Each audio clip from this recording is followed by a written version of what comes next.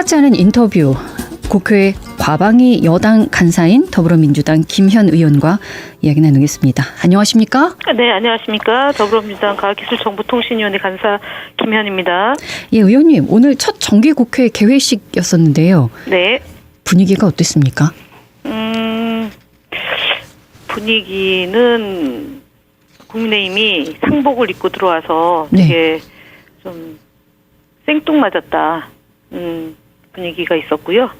예, 국회의장의 개회사가 있었고, 예, 그리고 이제 하반기 이제 정기국회 대비해서 대정부 질문이 곧 있습니다. 예. 그래서 그거에 대한 의결을 했습니다. 왜 국민의힘은 상복을 입고 들어왔답니까? 저희가 예. 그 더불어민주당 의원들이 에이펙 이 곧 열리잖아요. 그래서 세계 속의 한국을 선전하는 의미로 한복을 자율에 따라서 입었거든요. 예. 그리고 지금 이제 캐대현으로 K 콘텐츠 산업이 이제 붐을 일으키고 있어서 이제 그런 상징적인 의미로 한복을 입었더니 이제 국민의힘이 이제 상복을 입고 민주주의가 죽었다라고 리본을 달고 들어왔습니다. 누구의 뜻인지 모르겠군요. 윤석열 부부가 지금 감옥에 가 있으니까 네. 아마 그쪽 집안은 상중은 맞죠. 사실은 엄밀한 의미로. 네. 같은 집안으로 보고 있군요. 네, 같은 집안이죠. 네. 알겠습니다. 이재명 정부 들어서 첫 정기국회 개회식 열었고 이제 100일 동안 대장정에 돌입한 건데요. 네. 일단 이번 정기국회 때 중요한 부분이라고 한다면 어떤 게 있습니까? 이번 국회는 아무래도 이제 여야가 바뀐 상태에서 국정감사가 지난해에 대한 평가가 있는 거잖아요. 네. 그래서 지금 경제도 매우 어렵고 민생도 힘든 상황이고 그리고 이제 이재명 정부가 등장하고 3개월 정도 이제 경과된 상황이기 때문에 야당은 이재명 정부를 이제 공략할 것이고 저희는 윤석열 정부 때 빚어졌던 참상과 참사들을 제대로 규명하는 일이 이번 이제 정기국회에서 해야 될 일이죠. 네. 민주당이 할 일이 참 많습니다. 네, 왜냐하면 그렇습니다. 과거의 일도 그냥 묶고 갈 수는 없는 일이니까. 네, 아무래도 지금 3특검이 진행 중에 있고요. 그리고 특히 이제 김건희 부부의 그 잘못된 점을 바로잡는 일이 아무래도 이재명 정부가 해야 될 첫 번째 숙명이자 과제라고 봅니다. 그러니까 특히 계속된 이제 오늘도 저희 법사위원들이 서울구치소에 가서 지난 CCTV를 아마 열람을 한 거로 보여지는데요. 그런 식으로 법 위에 군림하고 있는 윤석열 부부의 그런 잘못된 것을 바로 잡는 노력들이 일단은 제일 먼저 있어야 될 거고요. 두 번째로는 언론개혁, 검찰개혁, 사법개혁을 통해서 대한민국 민주주의 질서를 바로잡는 노력이 또 아울러 있어야 되고요. 그리고 이제 민생 경제를 살리는 그런 노력이 있어야 되고, 그다음에 이제 경색되고 제대로 안 되고 있는 이제 외교 안보 통일 분야에 대한 방향성도 또 제시해야 되고 이런 일들이 산적해 있습니다. 예, 말씀하셔서 오늘 CCTV 공개가 됐었는데 윤석열 전 대통령 교도관에게 이렇게 말했다고 하더군요. 나 검사 생활 27년 했어. 내가 안 가겠다고 하면 강제로 교도관이 데려갈 수 없어. 이렇게. 법에 군림하는 아주 그냥 전형적인 특수부 검사의 행동이다라고 보여지네요. 네. 이재명 대통령은 어떻게 정치를 할 것인가는 굉장히 선명하게 보입니다. 죽을 각오로 국정을 운영하겠다. 앞으로의 굉장히 변화된 모습들을 보여주겠다라는 말씀이신데 민주당도 같은 뜻이시죠? 그렇죠. 지난 주에 저희가 워크숍을 했고요. 정기국회 대비 워크숍을 했고 그리고 29일 날 오찬을 함께 대통령과 하면서 대통령이 일일이 다 국회의원들하고 이제 기념 사진을 촬영하고 그리고 한미 정상회담의 성과와 과제 그리고 그 소회를 말씀하는 자리에 이러저러한 주문을 저희들에게 했는데 뭐 공개된 내용도 일부 있고요. 또 비공개된 내용도 있을 텐데요. 저희들에게 어쨌든 5년의 임기 중에 이미 3개월이 지나서 4년 이제 9개월 남았는데 되게 시간이 많지 않다. 그래서 열심히 진짜 해야 되는 그런 책무에 대해서 강조하셨죠. 저희 국회의원들에게도요. 네, 네. 오늘 정기국회의 모습이 한복이 우리 굉장히 단아하고 우아하지 않습니까? 네, 네, 그렇습니다. 많은 의원들께서 입고 오셔서 네. 복장 때문에 모습도 그렇게 바뀌잖아요. 아무래도. 저는 못 입었습니다. 왜 못 입으셨어요? 저는 사실은 제가 포목집 딸인데요. 아, 네, 그러십니까? 한복을 오늘 특히 강기정 시장이 그 국회에 오셨어요. 네. 그 AI 관련해서. 그래서 회의가 저희 오전에 언론중재법 개정안하고요. 그리고 네. 강기정 시장님이 주재하는 그 AI 강주 이제 컴퓨팅 설치하는 문제 그거 하고 그리고 나서 또 이제 언론 관련해서 정보통신망법 개정안 또 토론회가 있었고요. 또 네. 기자회견이 있어가지고 왜 한복할 시간이라 그러죠. 한복을 한복해야 되잖아요. 그 한복할 시간이 없었습니다. 아우, 이 바쁜 와중에 저희하고 인터뷰해 주셔서. 네, 이것까지 포함해서 지금. 제가 시간을 허투루 쓸 수가 없습니다. 네. 그러면. 네. 네, 오늘. 아까 말씀드렸던 AI 컴퓨팅 센터 강주 유치위원회에서 오늘 출범을 요청하는 출범식을 했습니다. 오늘 유치위원회 출범식을 오늘 국회에 와서 하셨습니다. 강기정 시장 등 강주가 서울에 다 올라왔습니다. 네. 아, 그렇군요. 앞으로 잘 될 것으로 보이십니까? 예, 사실은 이제 저희가 강주에 5.18 강주 민주화 운동으로 희생된 광주에 대한 빚이 있지 않습니까? 대한민국 국민 전 세계 인권과 민주주의 바라는 많은 사람의 시각으로 볼 때 특히 그래서 강주가 이 AI를 위해서 선도적으로 노력을 기울였고 이제 1단계 마치고 2단계로 지금 이제 올라가는 계기가 지금 있어서 네. 모범적인 AI 도시로 발도 좀 하는데 저희 과학기술정보통신위원회에서 적극 뒷받침하겠다라고 오늘 최민희 위원장님도 약속을 하셨고요. 네. 그리고 또 예결소위 위원장이 조인철 의원이시잖아요. 네. 저희 가방에 이번에 정동영 의원이 원래 하시다가 통일부 장관으로 가셔서 그 역할을 맡았는데 아마 잘 하실 거고 저희가 뒷받침하기로 약속을 했기 때문에 예. 잘 될 거라고 기대합니다. 예산까지 확보가 되겠군요. 예, 예산은 확보됐고 그래서 네네. 그 센터 만드는 거하고 모두의 AI 가치를 강주에서 실현하겠다. 그 다음에 국가 AI 고속도로 완성하는 것까지 포함해서 모든 역량을 다 기울이자라고 이제 유치위원 일동으로 이제 성명서를 낭독을 하셨는데요. 저도 아마 그 유치원으로 활동하는 걸로 한 것 같습니다. 아, 네. 그러시군요. 네네. 기쁜 소식 전해주셔서 반갑네요. 고맙습니다. 네, 진짜 AI 도시 광주가 돼서 빚을 진 대한민국 국민이 강주 AI의 빛의 도시가 됐으면 좋겠습니다. 네. 빚을 빛으로. 빚을 빛으로. 네. 발음이 중요하군요. 네, 네. 라임도 너무 잘 맞습니다. 네. 의원님 오늘 네. 방송 3법 좀 여쭤보려고 해요. 네, 네. 어렵게 세 가지가 모두 다 통과가 됐는데요. 네. 국회 본회의를 이제 KBS, MBC, EBS 이제 공영방송 지배의 구조가 이 때문에 크게 달라질 텐데 네, 네. 이번 개정에서 가장 중요한 변화는 뭐일까요? 이게 사실은 이제 방송을 이제 전문적으로 하는 분들은 이게 정말 의미 있는 법을 개정했다라고 박수와 찬사를 보내는데요. 일명 그 이용마 법이라고 저희도 부릅니다. 이용마 MBC 기자가 지난 2019년도에 타계하고 나서 6주년이 되는 8월 21일 날 박문진 법을 저희가 통과를 시켰습니다. 그 내용이 뭐냐면 방통위가 이제 임명을 합니다. 사장을 임명을 하는데 그 이전에 방통위 임명하는 게 아니라 방문진에서 이제 임명을 하는데 사장 후보 국민추천위원회를 둬서 3배수로 인원을 줄이면 그 3배수를 이사회에서 추천하고 마지막 방문진에서 이제 승인을 하는 요런 제도입니다. 그러니까 시민이 참여해서 MBC 사장 후보를 선정하는 그런 위원회를 두었다는 게 큰 의미가 있고요. 네. 또 하나는 그동안은 정치권에서 이사를 다 뽑았습니다.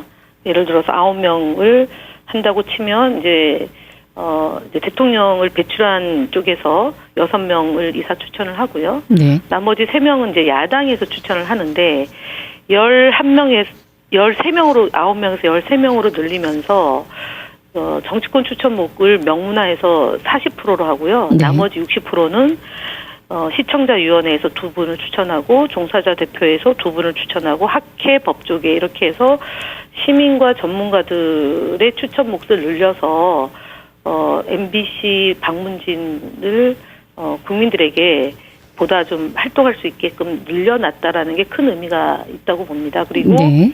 물론 MBC는 그 사이에 KBS처럼 덜 망가졌다고 얘기해야 되나요? 그 MBC도 굉장히 이제 탄압을 많이 받았잖아요. 네. 윤석열 정권 하에서 바이든 날리면 그리고 그런 보도를 한 언론인들에 대해서 탄압을 가하고 또 보도를 예를 들어 KBS 경우는 특정 프로그램을 없애거나 특정 방송을 못하게 하거나 예를 들어서 8.15 때 기미과외를 듣게 하거나 이런 일들을 이제 KBS가 지난 윤석열 정권에서 저질렀단 말입니다. 그래서 이 부분을 할 수 없도록 보도국장 임명 동의제를 의무화시키고 네. 이제 편성위원회라고 해서 이런 편성을 할 때 경영진과 종사자들이 5대5 동수로 해서 논의할 수 있는 구조를 만들었다. 그래서 종합적으로 말씀을 드리면 대통령에 의해서 방송이 장악되지 않도록 이제 이사들을 시민들이 참여하는 구조로 만들었고 사장 추천할 때부터 국민들이 참여할 수 있는 제도로 만들었다라는 게 큰 의미가 있습니다. 정권을 잡을 때마다 언론을 장악하려고 하는 시도가 있었죠.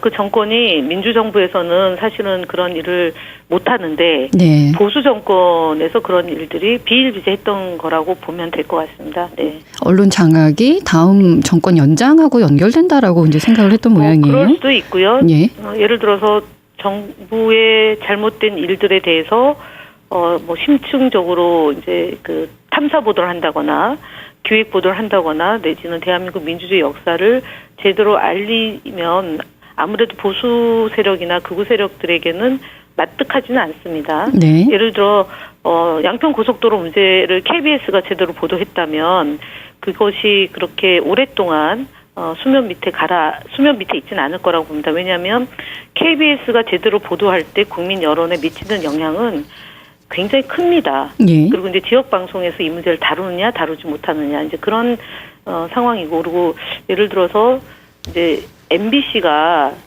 지난번에 이제 좀 오래된 얘기이지만 2022년 대선을 앞두고 김건희와 녹취록을 한 번 보도하고 두 번째 보도를 하지 못했습니다. 그런 일들이 어쩌면은 정권의 그런 잘못된 것을 제대로 보도하지 못하는 보이지 않는 손이 작동하고 있기 때문에 정부 입장에서는 가급적 미화하는 방송은 좋지만 예를 들어 세월호 보도를 못하게 한다거나 이런 식의 일들이 있었기 때문에 결국 몰락한 거거든요. 박근혜 정부도 탄핵을 당했고 윤석열 정권도 마찬가지로 계엄을 이제 통해서 영구집권 음모를 꾸몄는데 결국은 시민들의 힘에 의해서 저지되고 그다음에 탄핵까지 가잖아요. 근데 그 이전 단계에서 제대로 된 보도나 감시하는 그런 보도가 있었다면 그런 다음 민원인을 위해 통화가 자동 종료될 예정이오니 양해해 주시기 바랍니다. 없었을 거라고 보고 네. 그래서 어쨌든 이 공영방송이 제 역할을 하는 것이 매우 중요하다고 봅니다. 예, 의원님 혹시 전화기가 자동으로 종료되는 시스템입니까? 아닙니다. 지금 거기서 나오는 것 같은데요. 저희 이런 얘기가 없었는데 일단은 저 청취자분들께 사과 말씀 좀 드리고요. 네네. 어찌된 영문인지는 모르겠습니다. 네, 저는 내선 전화를 지금 받고 있는데 네. 그렇게 저도 들려서 중간 당황했습니다. 네. 일단 간단하게 말하면 언론을 장악한다는 건 국민의 눈과 귀를 막는다는 것이고 그렇습니다. 가장 큰 피해는 국민이 입는 것이죠. 네, 그렇습니다. 이틀막 정권이라고 하지 않았습니까? 카이스트 학생들 졸업식에 대학원생이 이틀막 당해서 끌려나가고 그다음 국회의원이 그렇게 끌려나가고 그다음에 의대 정원 문제 때문에 할 얘기가 있다고 했는데 대표가 끌려나가고 이런 일들이 사실은 정권의 몰락을 자초한 것이죠. 네. 그래서 이제 말씀하신 것처럼 공영방송 이사 추천 방식을 다양화했다라는 것이 많이 바뀐 이제 부분인데 네. 이게 실제로 방송의 독립성을 강화하는데 효과적이라고 보시는 거죠? 네, 그렇습니다. 이거는 1987년 6월 항쟁 때 방송법이 제정이 되고요. 네. 그 이후에 상당 오랫동안 그러니까 방송 종사자분들의 여망이었습니다. 시민들이 참여하는 구조를 만들고 보도국장 임명 동의제를 의무화시키고 그 다음에 앞서 말씀드렸던 그 편성위원회를 만들어서 그 편성의 자율성을 좀 강화해내자. 그 다음에 방송의 자유를 보장하자라는 것이 오랜 수건 사업이었고 네. 사실 이렇게 빠른 시간 안에 방송 3법이 처리될지 모르는 사람들이 많습니다. 예, 돼야 된다라는 생각은 갖고 있었지만 대통령의 결단으로 이 문제가 네. 처리가 됐거든요. 그래서 네. 국민의힘은 국민의힘대로 이거 못할 거다. 왜냐하면은 KBS 사장을 추천하는 권한을 정권을 잡은 측에서 네. 내려놓을 리가 없다. 그렇게 보고 있어서 네. 저희로서는 사실은 큰 산을 하나 넘었다. 네. 네. 그리고 매번 이제 보수 정권에서 탄압받고 또 파업하고 농성하고 언론인들이 그래서 해직되기도 하고 이런 악순환에 반복되는 것을 이번 기회에 근절시켜내는 그런 획기적인 3법이다라고 저희들도 의미를 부여하고 있고요. 네, 알겠습니다. 의원님, 제가 이제 광주 MBC여서 네. 지방에 있는 이제 MBC거든요. 근데 내용을 좀 전에 말씀하시기를 보도국장 임명 동의제가 네. 포함이 된다라고 하셔서 네. 지역에 있는 MBC들도 당연히 들어가는 거죠. 문서화되진 않았어도. 그거는 사실은 방통위가 이제 정상화돼서 허가 승인을 계속 이제 3년에서 5년 주기로 하고 있고 네. 조건으로 하든 아니면은 뭐 다른 방식으로 하든 보도국장 임명 동의제는 그 노사 협약 사항입니다. 예. 그래서 저희가 이제 서울 MBC 이제 본부 MBC만 의무화시켰다고 해서 지역 MBC가 그걸 하지 않아도 된다는 의미는 아니기 때문에 네. 보도국장 임명 동의제는 지역 MBC도 마찬가지로 도입을 하는 공약을 그 공약을 하시는 분이 사장이 되면 될 것 같습니다. 그런 분을 뽑아야 됩니다. 그리고 그 공약을 안 지키면 사장이 못 되는 방식으로 하면 됩니다. 네. 근데 그걸 직원들이 뽑는 게 아니니까요.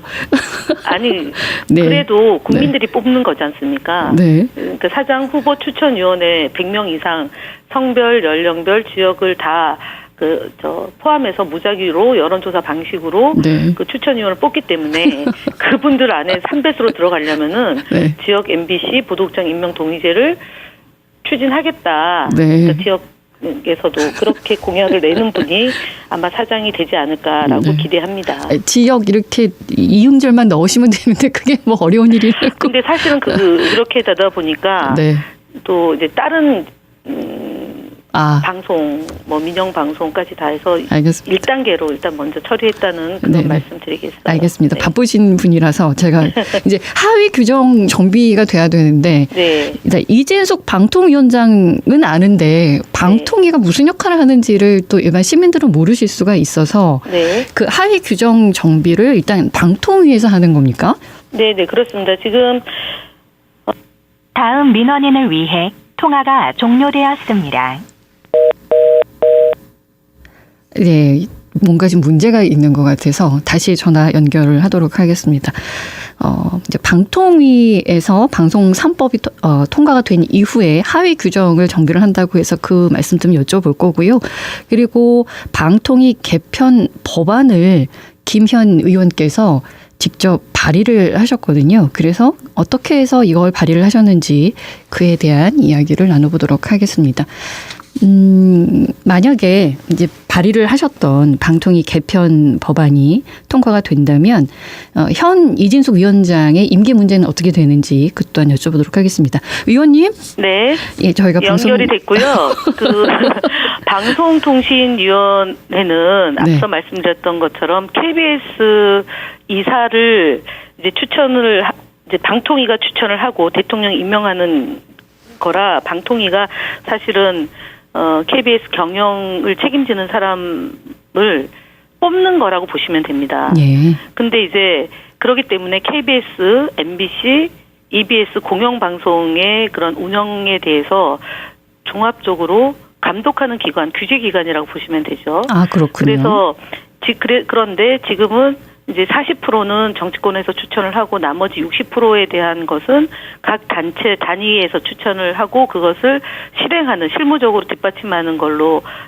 되어 있기 때문에 네. 예를 들어 시청자위원회에서 2명을 추천하는데 그 2명을 어떤 방식으로 추천하느냐라는 세부 규칙을 정하는 거죠. 네. 그다음에 종사자 3명을 임직원에서 가반한 사람이 오는데 이 사람들이 이제 올라오면 그것을 이제 결정하는 예. 그런 중간 단위라고 보시면 될 것 같아요. 근데 지금 방통위가 딱 이진숙 위원장 한 명뿐이어가지고 네. 앞으로 어떻게 됩니까? 그래서 저희가 지금 이진숙 위원장이 정치 행위를 하고 있고 그다음에 불법적인 일을 지속적으로 하고 있는 부분에 대해서 경찰에 수사 의뢰도 하고 있고 예. 감사원에서는 주의 조치도 받았고 그리고